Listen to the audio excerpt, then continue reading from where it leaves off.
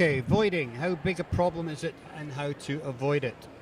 Voiding is a critical issue in reliability. There's an increasing variety of methods to mitigate and virtually eliminate voids for BGAs. This panel will discuss the different methods available and their merits. I'm joined from left to right by Jason Fullerton from Alpha. Welcome, Jason. And then we have to my right, we have, getting mixed up here. Then we have to my right, we have Viktoria Rawinski from ERSA. And then to her right, we have Glen Thomas from Indium Corporation. And then on the end, we have MB Allen from KIC. Welcome all. Nice to see you here. So let's kick off with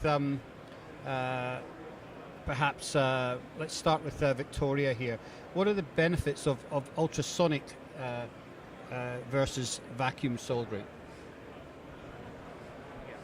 We're not really using ultrasonic technology. We're using frequencies of less than 10 kilohertz, so subsonic. Okay. And I think vacuum technology is a proven technology, but it shouldn't be the only one to reduce the voids. Okay. Do you think it's successful using your frequency system than it is using the vacuum?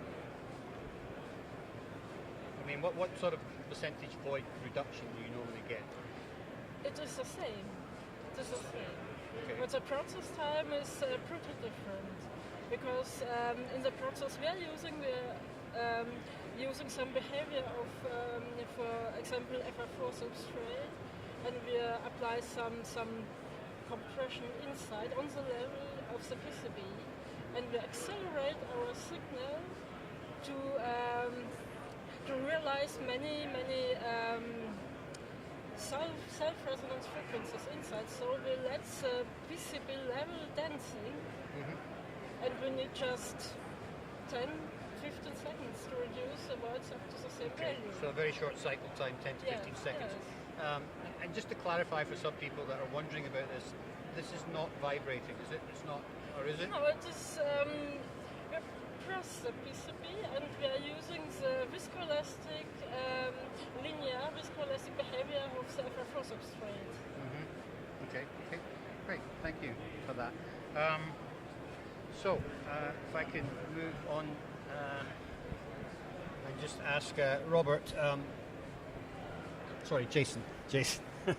I forgot we had a last minute switch there. So Jason, tell us, Flux plays a big role in controlling void creation. How are voids created and how does the flux impact the process? Well, there are primarily two mechanisms by which flux can influence the formation of voids in the soldering process. Particularly in the preheat part of the reflow process, you have volatilization of solvents and other weak organic acids that may boil at lower than the melting point of the solder that begin to outgas. And then when you reach liquidus in the solder reflow process, you trap some of those gases inside the molten solder.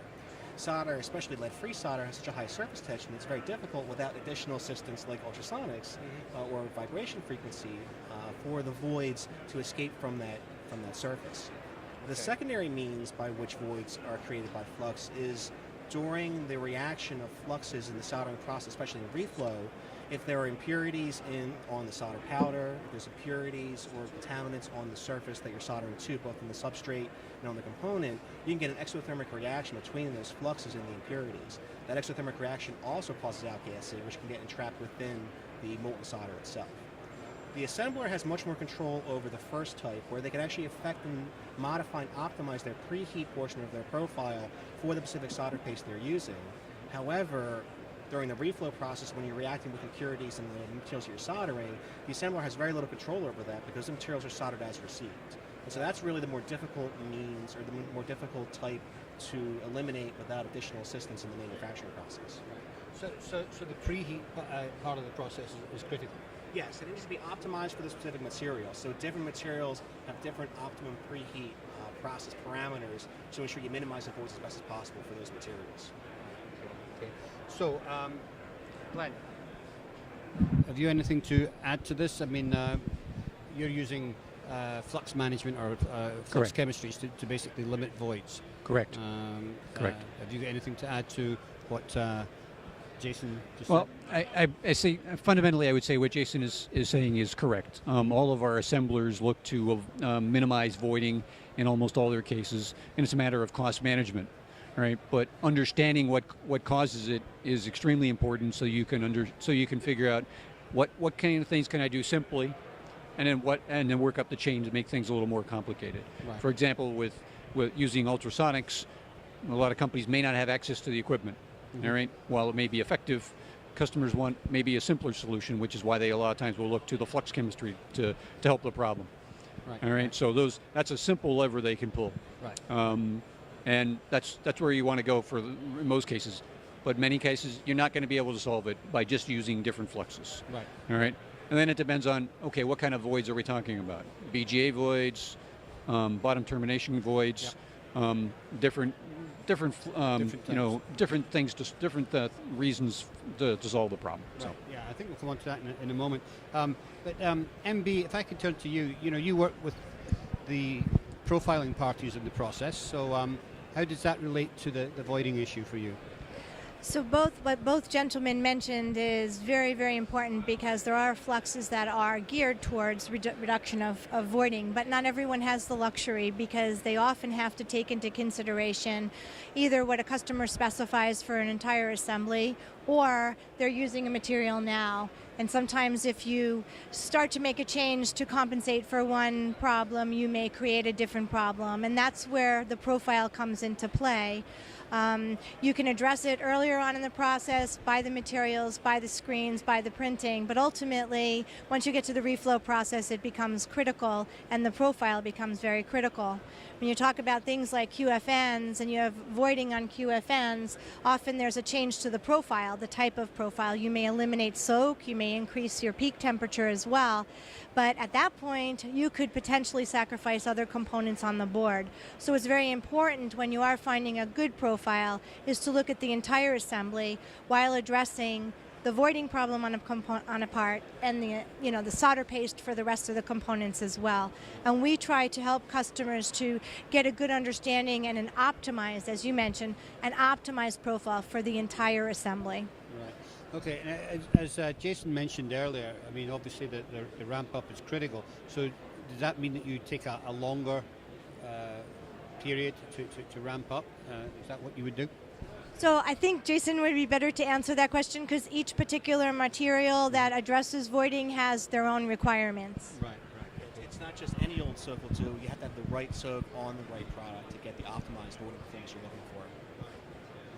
So would the panel agree that essentially, they're all good methods for reducing voids, but it needs to be really a combination of perhaps flux management and either vacuum or your frequency technology to get to sort of down to sub 5% void reduction. Absolutely. Yeah, but I would add that it's also important that the customer understands their design parameters, right? So as mentioned by MB, all right, you can solve one problem and maybe create one or other problems that you might not see right away or might see later on. It is a complicated solution, unfortunately. So, just to make things more difficult, of course, we're in an era of miniaturization. Everything's getting smaller. What difficulty does that bring to the process? Probably the most obvious one would be resolution, right? You're going to need to be able to find and measure those voids, and as you have smaller and smaller components, are you able to first see them and then measure them effectively? Okay. I want to talk a little bit about also the positioning and shape of the voids, because I think there's some IPC guidelines on volume, but I mean they don't really. On avoiding, you're absolutely right. There's nothing. Yeah, the position of the void and how close it is to the interface and what percentage is at the interface is critical, because it's also to the physical stability of the joint as well as anything else. Right. Any comments on that? Yeah, I've actually read some white papers that go to study the effect of voids in their location, and generally speaking, voids in the bulk solder can be significantly larger before they begin to affect the mechanical reliability of the solder joint but those at the interface with the substrate and or the component are much more critical and become a possible failure mode at a much lower level. The problem is that we don't really have the resolution in typical manufacturing equipment to identify exactly where in the solder joint that is. A lot of it is done top down or at oblique angles, or even when you do tomography and laminography, it's still, like you mentioned, limited resolution. We just don't have the resolution to measure them to the degree we need to be able to identify ones that we know are critical and differentiate those from ones that aren't. If I could, I'd like to comment maybe a little bit on IPC specs.